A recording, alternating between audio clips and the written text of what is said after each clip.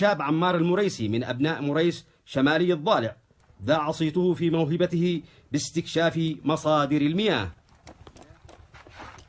أنا الآن مكان بير هنا تمام. أنا لو حفروا الآن بيحصلوا ماء. طبعا هذا موهبة اكتشاف المياه الجوفية والسطحية باطن الأرض بسيخ نحاس، ورثتها من جدي حفظه الله ورعاه الذي كان يكتشف آبار الماء سواء في المنطقة أو عبر الجمهورية بأكملها. وهي أمسك السيخ أو عود رمان بيدي وأمشي على الأرض، وعند وصولي إلى مكان فيها الماء يدور السيخ تلقائيا، وهذا من الله سبحانه وتعالى. وقد تم استدعائي في المنطقة وحددت عشرات الآبار، وبفضل الله سبحانه وتعالى حفروا البعض منها وطلعت ناجحة.